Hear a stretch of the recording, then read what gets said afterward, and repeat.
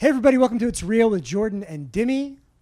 In LA, I'm Jordan Edwards. In New York, we got Demi Ramos. What's up, Demi? What up? And today we've got Echosmith, 2/3 of Echosmith, Sydney and Noah. What's going on, guys? What's Hello. up? Glad to be here. Like an old school doo-wop group surrounding the same microphone. Yes, Yeah. we can do this. Yeah. I'll be our trusty mic stand. So, do you guys believe in the whole siblings can harmonize better than non-siblings? I don't know if I'd say better, but I think that siblings can harmonize in a very special way compared to people who are not related. Because I feel like, especially if you're both able to sing as siblings, if somebody can't sing or whatever, then that's a different story. But I think that there's something special that happens when siblings can sing together. You guys just released a new album, self-titled album. Yes. So why no title? Would you just run out of ideas? Just we're good. You're good on titles. We actually threw out a bunch of ideas. There were a lot of album names that we were toying with, but it felt like this album, our third studio album, was the perfect time to really reintroduce everybody to who we are, because I think every song serves as a way for people to get to know each of us better as people, and nothing really felt right until we came on to the self-titled idea, and we're like, actually this is also self-produced, mostly self-written. I think it's cool when people do that halfway in, or 3 or 4 albums yeah in, some really cool people have done that. So whether it's your first album or your third, or you can do a Led fifth, Zeppelin thing where it's Echosmith 1, 2, 3, 4. Keep it going. Eat some mystical beasts on the album covers or something. And you really Sour is kind of like the focus track. That's an industry term, focus track. The lead single. Why is that the lead single? I think when you hear the song, I think it just makes sense because it has so much energy, but it also has such a deep meaning to it. So it's a really fun song that now is being played on the radio, which is awesome. Yeah. But also when you really listen to the lyrics, you really get to know the situation that I was in, which was a long distance relationship with my husband for 6 months. We were on opposite sides of the country, and this song was written in the middle of just being really frustrated with that situation. And you can hear even my moment of having an epiphany of, oh my gosh, what matters most? Being together. And I literally hopped on a plane the next day, and you can hear that in the lyrics. So you kind of go on that journey with me on the song, which is really cool. So it's super personal to me, but it also just is so fun that it feels like, I don't know, it's the perfect lead single, and we'll see which one comes next, but this has been really fun. What about this project is different from the last ones? What can fans expect for this one coming out? Yeah, I think this album is very much an Echosmith album. I think there's a lot of traits that we've always had as a band with our songwriting style and also the music. But I think more than ever, we made a very conscious decision to be very honest in our storytelling about our own lives. And I think more than ever before, we dove deeper into our personal experiences in this album, in the songwriting. And that's something I think we, feel really impacted by ourselves from other artists when we get to hear their story and their honesty. So we're trying to do that same thing. Do you feel more mature now? I know obviously you are. You're older. I hope so. Yeah. We've grown up for sure, and I think that's a part of it. As you grow up, you learn more about yourself, and you learn how to explain yourself better and explain your feelings. Now, Noah, you're kind of like the audio guru of the group. I guess so. Guess so. By default, maybe. Yeah. YouTube trained, YouTube trained. How is your how has your role changed as the years have gone on in terms of production, and are you kind of helping the group make demos before you actually go into the studio? How are you applying your fancy audio knowledge? Yeah, I guess all the above. And I think as time has gone on, I've become more and more, leading the production. And I still we love collaborating with people on the production and the writing end as well. But I think at the end of the day, especially with where Echosmith is now, we care to really be super involved in every aspect, and the production's a big part of that. So I have, on this album, I'm the lead producer on it. Yeah. We have some other friends playing and doing some production writing stuff on it, but it was led by me. You guys didn't really work with outside writers on this one, or this was more of an internal album, right? A bit. 8 out of 12 songs, I believe, were written by just Echosmith, which was a first for us. So we've had maybe 2/3 internal or 3/4 internal. Or yeah, something. and we still love writing with other people, and I think that's a really cool way to branch out and also just keep the inspiration going, like working with other amazing people. So we have some really great writers on the other 4 songs, including actually my husband was a co-writer on one of the songs too, Perfect Light. So How did that go? Honestly, it was him and I talking about this concept for a song, and we started the chorus together, and then I showed Noah and I was like, hey, what do you think about this? And we ended up finishing the song. So it just kind of happened naturally. And a lot of these songs were written when we were in different places. So, you know, I was in San Diego, Noah was in LA, Graham was in Idaho, and we were doing a lot of it virtual or just on the phone and sending demos back and forth. And I recorded some vocals in my little home studio 100 miles away, and we pieced it all together, and it turned out to be really special with all of those elements. Actually, I think the distance gave us some space to, you know, come up with ideas on our own and bring it to each other instead of everything is starting when we're all in the room and planning to write a song. It kind of just happened naturally like that. Well, for what it's worth, I think it's my favorite of your projects. Thank you. And I'm like a production nerd, even though I'm not a musician or producer myself. Like, I'm big into like sounds and synthesizers and weird things. And I wanted to talk about, you know, you've got a lot of like almost like hidden gem little like moments in here of like little keyboard parts and like interesting percussion and a little bit of fuzz going on. So did you feel more experimental with this one? Yeah, I think we definitely made the most experimental record that Echosmith ever has. And I think part of that is like growing as musicians, maturing as people, but I think also just like challenging ourselves to try. Yeah. And I'm really happy with what came out of it. I feel like there's always for artists maybe a track on a project that maybe isn't a single, but like which one of the tracks would you say, like if you could listen to one that isn't a single, listen to that one? So you're saying kind of like songs that your favorite song that's not like a single. Do you have like oh, for sure, because I feel like you choose singles also based on, I don't know, what you love, but also what you think would connect with a lot of people. But I would say that one of my other favorites on the album that actually could be our next single, especially after what I've heard from fans' responses in the past month of it being out, is Sucks to Be Us. I was going to bring that up. Really? Because I love the organ at the beginning, that little like kind of like 60s organ sounding, you know? Yeah, there's a lot of cool things in that song that just like, it really grooves. And we actually played that song in a bunch of new songs from the album at shows last week for the very first time. So we hadn't even played any of these songs really except like a few. And that song, I was just like feeling it. I don't know, just grooving to all of it. And a lot of these songs actually, when we played them for the first time last week, just sort of felt like we were always supposed to be playing them in a way. It was the weirdest thing, even though it was the first time. It felt like, oh my gosh, this is probably, I don't know, what Echosmith always should be doing. I don't know, it just felt so natural. So Sucks to Be Us is definitely a favorite of mine that's not a single. What about you, Noah? Yeah, I mean, I like that one too. I mean, I think also Greedy is like a slower song that I really There's love. a lot of variety on this album. I feel like it's not just like mid, you know, 90, 100 BPM every song, you know. We have songs in like, I think 90 to like 173, I think is the highest BPM in a song. Yeah. Which almost, you know, I mean, let's talk about 190 BPMs and 180 are basically the same depending on how it feels. But yeah, so there's definitely some variance, and I'm really proud of that. I think with this record, like we made something that feels really dynamic, and with songs that feel really personal, but also with music that, I don't know, feels to us like it's innovating on what Echosmith is. Yeah. And you Sydney, you mentioned that you have been playing these songs live. Yeah. You guys got a tour going on here. What can you tell us about the tour? I'm also not just about the dates, because we'll throw the dates up on your screen right now. There they are.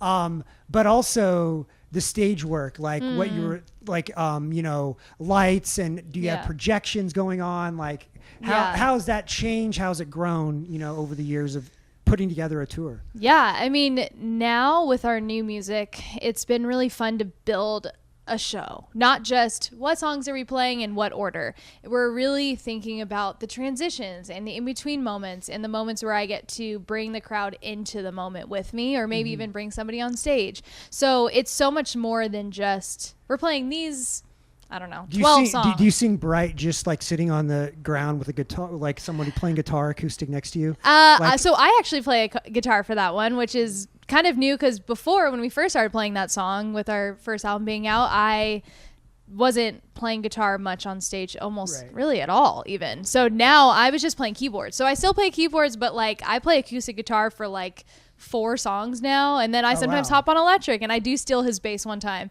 So, and then we have a drum that we each have our own. You're little like drums one that we're step away playing. from becoming a touring guitar player for some other band in your spare time or something. I'm definitely not. I have a lot of, I'm not that good. Yeah. If you're touring with other people and learning their stuff, you're amazing. We've had some incredible people on stage with us. But so we just have a whole new show now, which is just so cool because we play the songs that everyone loves, but also we play the new ones and kind of bring it all together with these really cool interactive moments, because our whole point is to connect with the crowd at a live show, because you get to connect in kind of the coolest way ever, and being online together is great, but being face to face is really something else. So we like to just capitalize on that, and we do a lot with the crowd. Like if you've been to an Echosmith show, especially lately, you see that there's a lot of that. I was doing a pet peeve of mine is when someone asks to do a sing along with a new song. But do you guys do that a little bit, or not with a new song? I mean, I've done something where I've like taught the crowd how to do something with something that wasn't like new, Yeah. but something off of our second album. okay, that's cool. Yeah. So yeah, like some people already know the I la, think la, la that's part or definitely whatever. helpful. But sometimes you go to a show and it's like a brand new song, and they're like, Yeah. okay, this side go da da da da da, and this side go do do do, and you got to like Da-da and doo-doo, and yeah. doo-doo. And it is fun to like do different things like that throughout a show, but I mean the thing is we also get them involved even with just like picking the song. Like we had a fortune cookie moment on our last tour, which was really fun, where we got custom cookies made that had Echosmith songs inside that were kind of like deep cuts that we don't usually play, and we had it like in a bowl, and we'd have a fan grab out of the bowl and open it up and tell us what song we were playing that's so next. cool. Oh, It that's was cool. so fun, and I'm Yeah. like so happy It's that we almost were like able it to was get almost that like a made. game show or something. Yeah. Or something like Exactly, and it was so fun because we were like, maybe we'll do one of those like lottery ball things or whatever it is, bingo. But that was kind of like a big thing to like go bring on the road, and I'm like, that's probably gonna break. And I was like, wait, fortune cookies, can't you get like a custom fortune cookie made? And sure enough, it all worked out, and it And came a third of before the tour. budget is now in custom fortune cookies. Well, now we should, what's that show with the briefcases? Like all the models walking out with briefcases. Is that Deal or No Deal or something? Oh, yeah. One of those. I don't know. Next, we're gonna bring a Do that on person. our next tour. Like 30 people, old briefcases. Yeah. It'll be good. Yeah. Figure it out. I also think it's cute that you were holding the microphone for him. Yeah, I am doing that a little bit. Yeah, he's just leaning into it. He's Yeah, like, I don't care. Who's older? Or- He is. Yeah, so Only a year, though. only a year. So it's almost like you He's guys, way older than Yeah. me. He's so old. Were you a protector kind of older brother? Not really. Not really. Our dad was pretty protective, so I didn't have to do that job. He was the cool one. He was the cool brother. Yeah, he's like, oh, I'm cool. You can He's tell like, me I won't stuff. tell Whatever, mom. you know. What's the gap between you and your sister? We are 4 years. That's a big Okay. difference. 1 Yeah. year to 4 years. Yeah, I'm gonna no, mention my 1 year is sister cool. now because we're like grown ups. Like to one of my guy friends, they're like, "Oh, you have a sister?" I'm like, "Listen, you need to relax. You need to relax because we're all older now, whatever." But Yeah, you're like, it's still my this might sister. be- you know what I mean? Fun fact, though, I'm pretty sure Sydney, you did a collab with the Goo Goo Dolls, right? With who? Goo Goo Dolls. Yes. Yeah, I did a song called The Flood. Super deep cut. Yeah, we actually had a Goo Goo Doll on the show. We had Robbie on. Oh, Yeah. fun. That's so Tell us about awesome. that. I feel like the OG fans would want to know about that project. Yeah, no, that was a really fun feature that, I mean, I was just like, everyone loves the Goo Goo Dolls, I feel like. And like, Yeah. it was a part of my growing up, even just like hearing it in certain movies. And I don't know, just connecting with them in a genuine way of like, oh yeah, I'm totally a fan. And when they reached out and wanted me to sing on a song, I was like, yeah. And we actually did the vocal at, Jim Henson Studios. So yeah. So yeah, it was really cool. And I think like the Rolling Stones were recording like right next door or something. Yeah. I didn't see them in passing, but somebody I was You know what with would have did. been cool is I was like back in the they still do this sometimes. But back in the 70s, they'd have like a really famous person do background vocals uncredited. That'd be Yeah. badass if like Mick Jagger did background vocals. No hey, one does knew one it. harmony? That'd be pretty Yeah, cool. No one knew it. Yeah, people will be able to probably spot his voice and be like, wait, yeah, that would be awesome. Dang it, next time. So we got to let you guys go here in a minute, but I'm curious about the sibling dynamic now that you guys are adults. You guys don't live together. There's spouses and stuff involved now. So how have you maintained the relationship of both being musical collaborators and brother and sister? I think that now we've really, I don't know, taken a lot of time to, of course, make music together and connect on all the like quote unquote business stuff. But I feel like we've taken a lot of time to be intentional to actually like hang out as friends too. And I think that's been really helpful because we don't live together. Like there is also room for us to like miss each other, you know what I mean? And be like, wait, we should have dinner on Sunday. What are you guys doing or whatever? Because we're, you know, obviously we're doing a lot of shows together and a lot of things together. So there's different seasons for everything.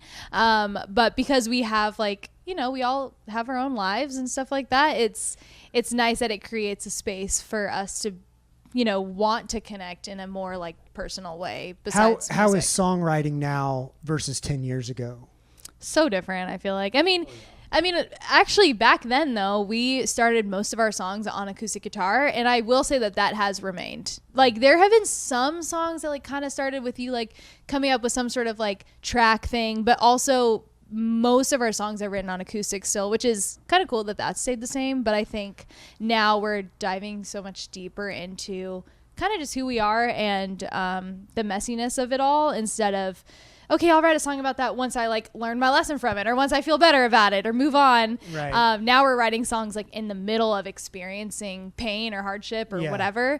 And I think that's the biggest difference to me with the subject matter from our first album versus this one. Because you'll hear, I mean, if you just listen Cool through it, you Kids hear is that. literally like a song you would write in high school or like Yeah. right after high school or something. So Yeah. there's got to feel like a grown up. Go ahead. They're better than anyone in the world. I've only done this before one time. But okay, what is the weirdest thing about the two of you? The other person. Should we say it about each other? Yeah, like because you guys are family. So family knows family, right? I'm nervous. Noah's all getting that face where he's like, I'm going to reveal something embarrassing. I can see it. See, we know each other so well. I would say I don't even know how to say this, but I think it's funny. So I think the weirdest, he's like nervous. Yeah, how'd you know? Yeah, so Noah loves high chews, right? And if you've ever, it's a type I of like candy. high chews. Yeah, so that's not weird. That's not weird. Yeah. But Noah, literally a hot tip. He would put them in his back pocket and sit on them, or just like have in his back pocket as he was doing his stuff, right? And you have to sit. I was trying to make it seem less weird, but yep, okay. And it like softens them so that it's better when you eat them. And he was kind of addicted. He was having like 2 packs a day. Oh wow. Cigarettes. It was bad. So But you like soften them with your butt, with your butt. but you know, it's the but mass. warmed high chews. They're softened. They're delicious, and it's better. It's a What's your favorite superior way to flavor? enjoy it. I like the strawberry and the green apple. But in Japan, they have ones with like The crystal, like, acai, things the in high it. chew acai is really good too. Oh, I've had that one. Yeah. Yeah. I've had many of flavors. Yeah. You know. So now we've and you have something embarrassing about Sydney. Oh Not boy. embarrassing, just weird. Not Just embarrassing. weird, yeah. I mean, nothing like weird. a quirky habit or something. Yeah. You're not that weird. I feel like Sydney used to try a lot of hobbies while not really retaining any. So I think she would like the weirdest thing was she'd be like walking in one day. She has like a hand. What are the hand like sewing? What is it called? Oh, like hand? Or Like the different like I don't know like knitting and like Cross weird stitch kinds of and- cross like all Yeah. sorts of like Old random lady, weird hobbies. old lady sewing stuff. Like old person hobbies, and you would just like any of the kind. She'd like buy everything you need, and then walk in with everything, take it on tour, never use it. yeah. Wait for My hobby bag. we'll, It was we'll her wait, hobby we'll bag. wait for that room of porcelain dolls. Yes, Yeah, I'm gonna start making like the nesting doll. yes. You'll buy everything for it, but you won't Yeah. do it. You know, Yeah, that's true. you kind of grew out of that though. There's nothing. You're pretty normal now. You know. All right. You gotta never stop learning new things. Yeah. All right, guys, we got to let you go. You guys are busy and you guys are heading off to something else. But thank you so much for coming by and joining me on the show. Really appreciate it. Hope to see you on tour. Congrats on the self-titled album. Thank you. My favorite Echosmith project so far. And yeah, thanks a lot. And we'll be back to talk about our favorite fall music. Thank you to Echosmith for being on the show. Now let's look at some of the fall music releases that we're looking forward to.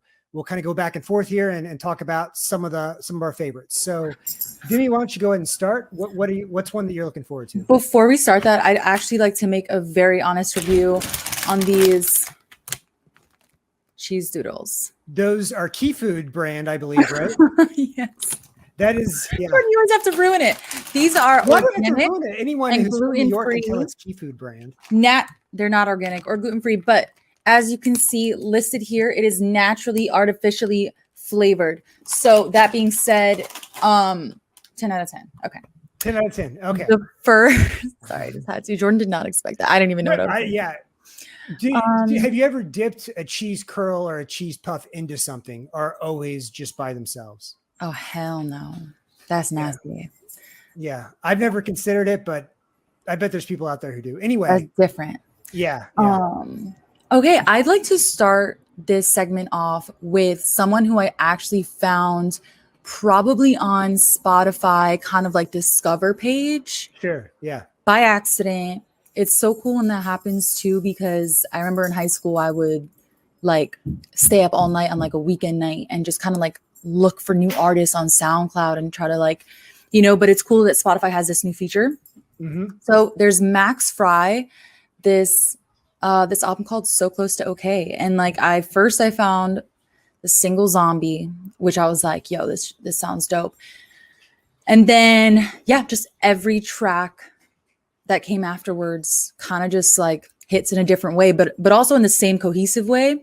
And if you want to get a sense for what it sounds like, it's kind of like new wave, damn Jordan, like indie rock, where you have that drum loop, that like 80s inspired kind of like rhythm, but you got some kid mumbling some cool, weird like thoughts, probably he had at 4 a.m. and it's a song now. So now it's an album and you should check it out. Shout out Max Fry, really cool person. Did the album just come out? It just came out a few weeks ago, actually. I think last week the full album came out. So check that out. Max Fry. He's check out the Max Fry. Yeah, hell yeah.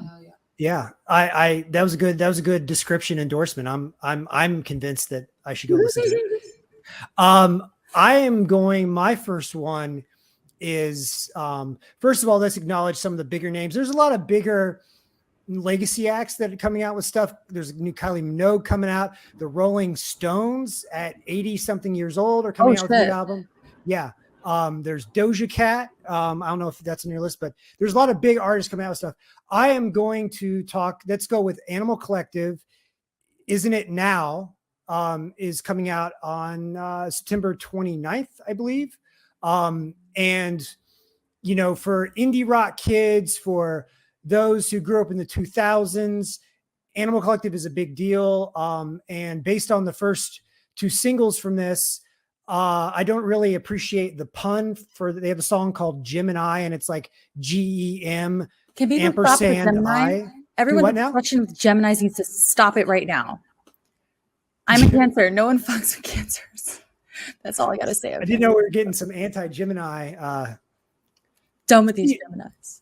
The title of the song is Jim, GEM ampersand, and the letter I, like Jim and I. And I'm not a huge fan of that kind of pun title, but the song is cool.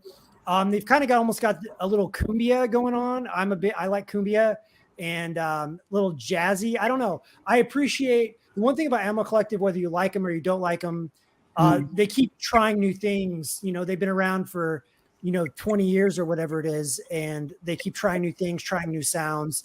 And I still, we live in this world where everyone's making these 2-3 minute long pop songs, and Animal Collective is still out here doing these 5-6 minute long songs that kind of meander and have different parts to them. So anytime they come out with a new album, I'm interested to see, what it sounds like, the whole thing. So yeah. That's crazy. Honestly, how ballsy is it for just like any kind of like OG like artist from like 2000s era to continue to just push out music in such like a digital, like internet focused age? Like, yeah, how cool is that? I think it's really cool. It is cool. And I think there's a lot of acts like Animal Collective who are kind of more on the artistic side, on the experimental side. So going to that sort of internet-y space is kind of, it kind of fits, 100%. Now all that's left to do is just make a TikTok for them. They just I actually, it's funny. I haven't checked out the Animal Collective social media. I don't know. I really don't know what they do on social media. I'm dead. Anyway, I do have so what's another one you got? Demi? Yo, so shout out. This is my favorite term, shout out, but our very own Current Joys / Surf Curse, Nick Radigan, who put out a new project under Current Joys called Love and Pop. Is that a new one? That is a brand new one. That is his latest album, and it honestly sounds different. Like it's different. It's unexpected. You're gonna be a little weirded out, but then it's one of those things like it's like coffee. Like you never thought you were into coffee until you were into coffee, and now you need it every day. There's a little yachty feature. So if you're, if you're just waking up feeling like Current Joys fucking rock star, then hell yeah, check that out. Okay, so my next one is Sufjan Stevens' Javelin, which is out October 5th. Wow. There's gonna be some finger picking. There's gonna be some sad lyrics, some whispery lyrics, based off the stuff he's released from this album ahead of time. So it's gonna sound like Sufjan Stevens, and he got some momentum in the mainstream by doing the "Call Me by Your Name" soundtrack with your boy Timmy. And shout out Timmy. And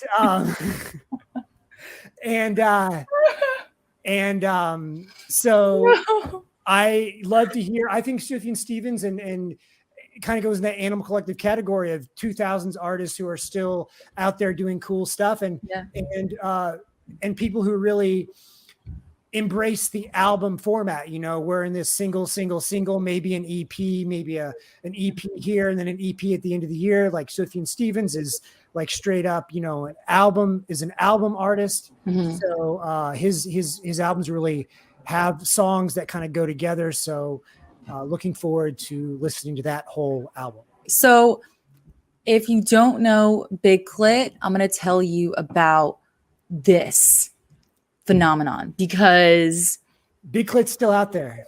She's out there and she's out to get you. She's out to do bad business. That is the name of this album that came out recently. Yeah.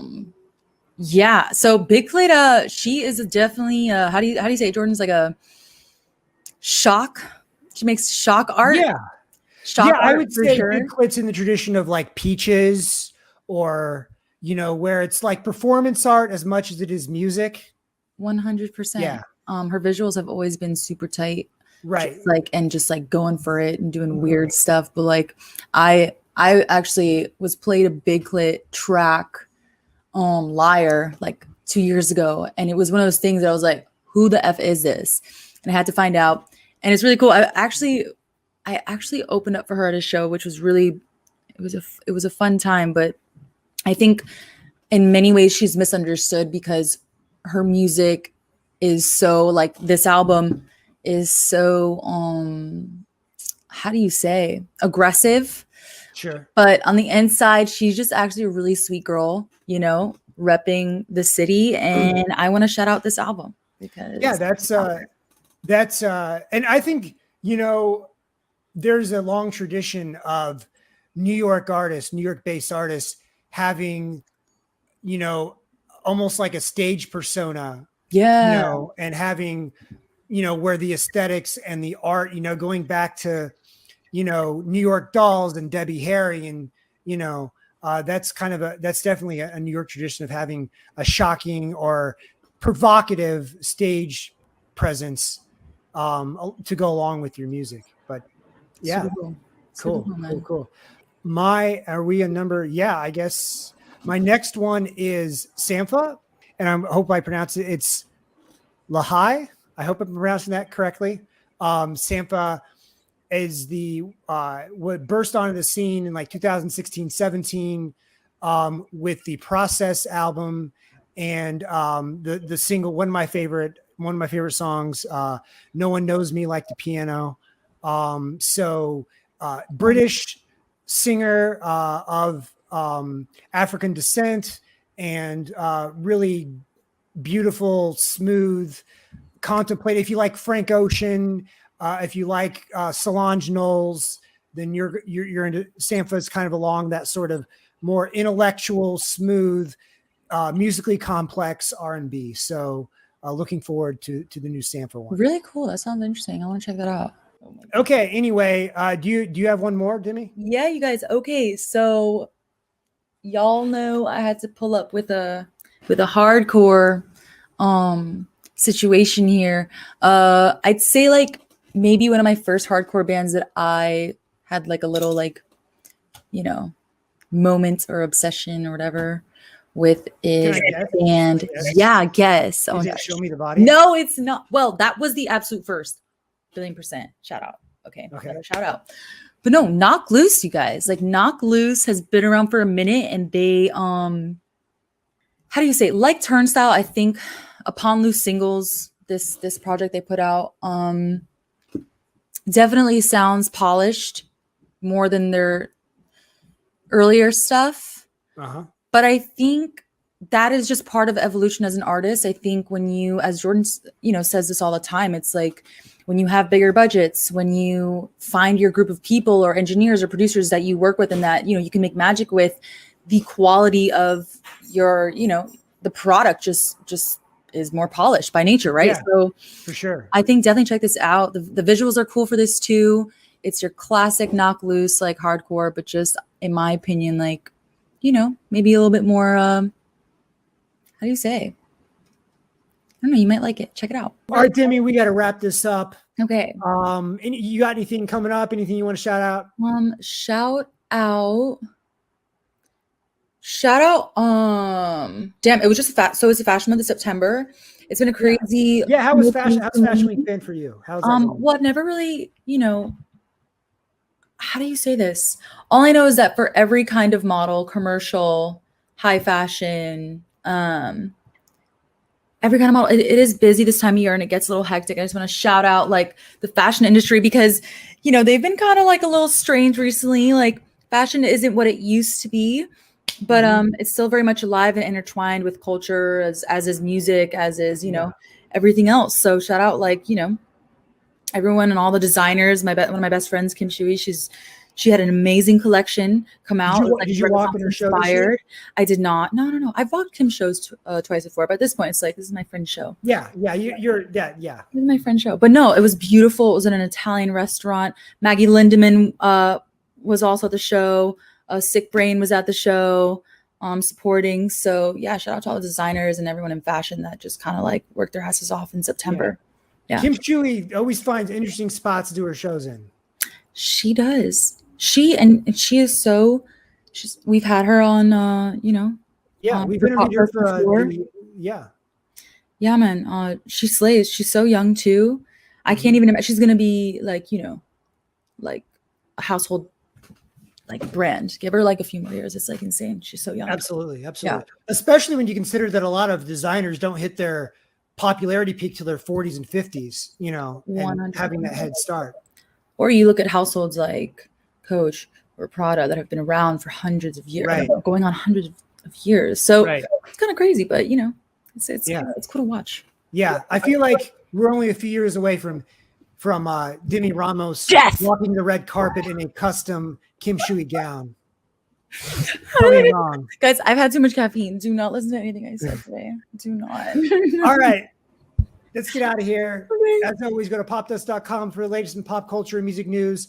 Follow me on Instagram at Jordan Edwards Studio. Follow Demi at Demi_Ramos. Follow us on TikTok at Jordan and Demi. It's the full thing. It's real with Jordan and Demi's our TikTok, and our X/Twitter, whatever it's called, is at Jordan and Demi. Join us next week when our guest will be MXPX. Until next time, we'll see you later.